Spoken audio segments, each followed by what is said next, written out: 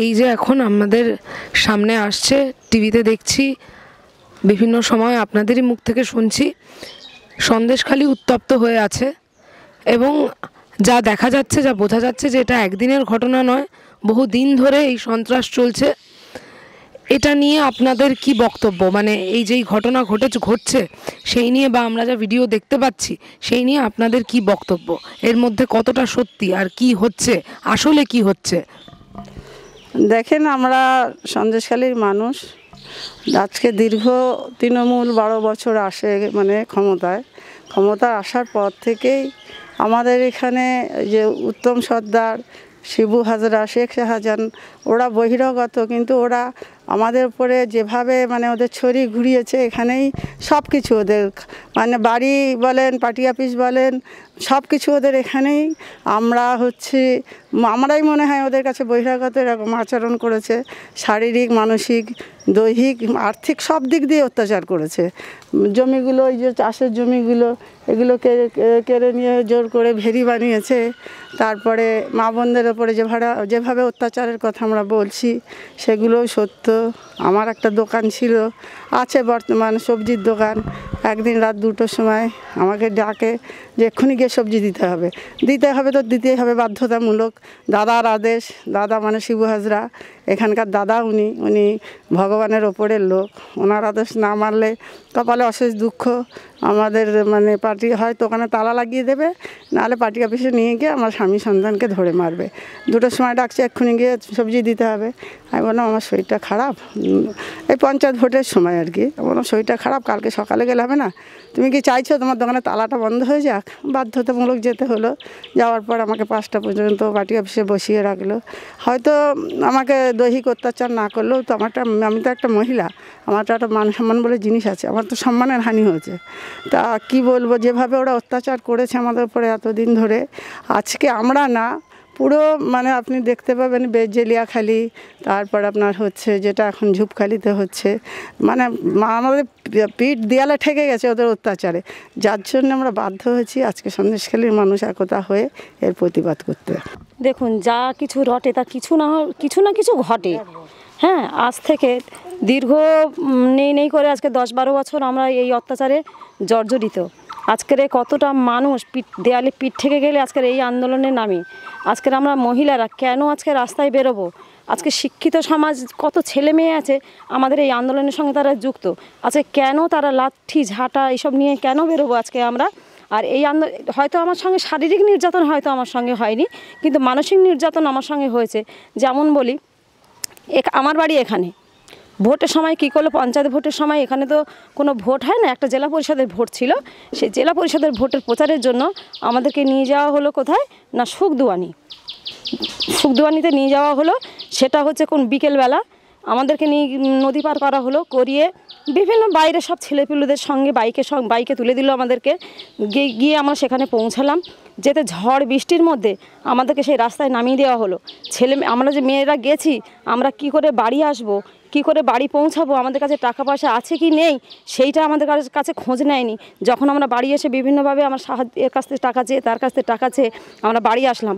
বাড়ি আসার পরেও তারা খোঁজ নিল না যে মেয়েগুলোকে তো আমরা নিয়ে গেলাম বা পাঠালাম ওনাদের সঙ্গে, তারা বাড়ি আসলো কি না, কোনো খোঁজ খবরও তারা নেয়নি। যে তারা বেঁচে ফিরলো কি মরে গেল সে খবরও তারা নেয়নি। আপনারা এখন কি চাইছেন, কি করতে চাইছেন? দেখুন, আমরা চাইছি কি, যে আমরা এখন এখানে পার্টি বলতে একমাত্র টিএমসি পার্টি ছাড়া কিন্তু এখানে কোনো পার্টি নেই।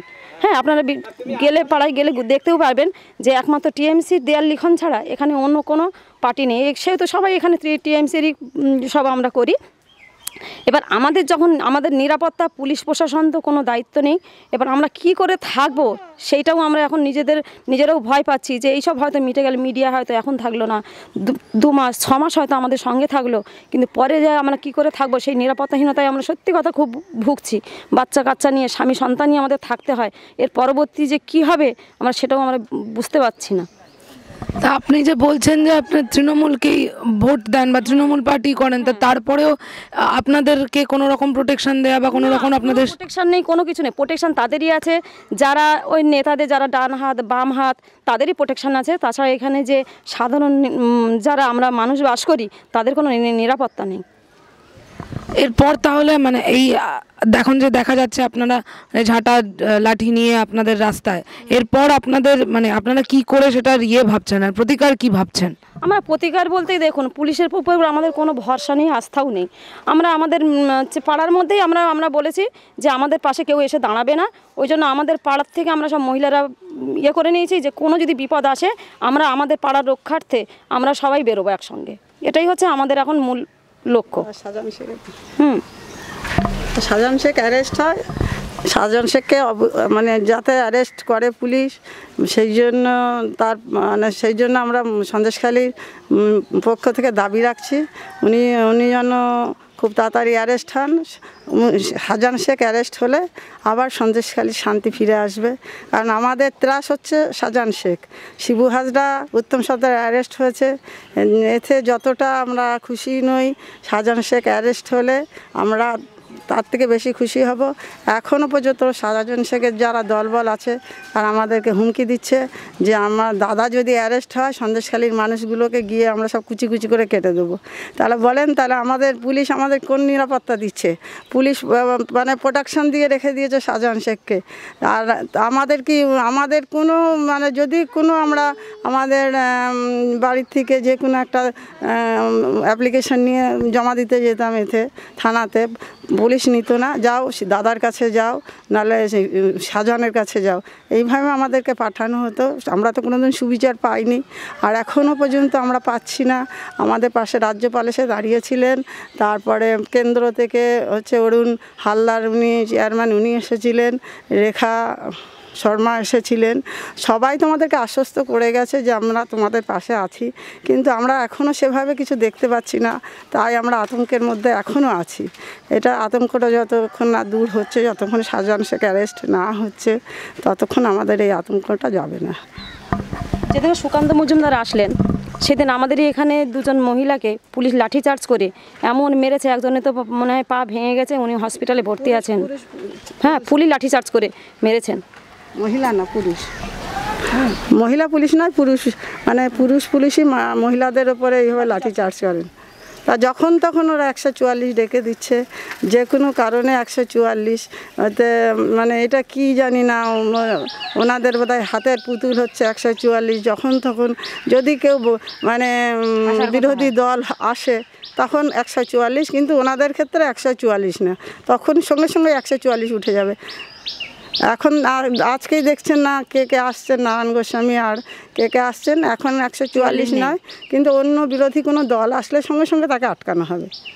আমাদের এই লড়াইটা কিন্তু কোনো রাজনৈতিক লড়াই নয়, এটা আমাদের বাঁচার রক্ষার্থে। এবং আমরা যে মা বোনদের, আমার সঙ্গে শারীরিক নির্যাতন হয়নি, কিন্তু অন্য মহিলার তো হয়েছে, তিনিও তো একজন মা আর সেও একজন নারী। ওই নারীর রক্ষার্থে তো আমরা আজকে আন্দোলনে নেমেছি, কিন্তু এখানে কোনো পার্টির রং নেই। অনেকে হয়তো বলছে যে এ ইন্ধন দিচ্ছে, সে ইন্ধন দিচ্ছে, কিন্তু এটা ভুল কথা। আমরা আমাদের বাঁচার লড়াই লড়ছি, এখানে কোনো রাজনৈতিক কোনো রং এখানে দয়া করে আপনারা মাখাবেন না। আমরা এটাই আছে আপনাদের কাছে অনুরোধ করছি, আন্দোলনই।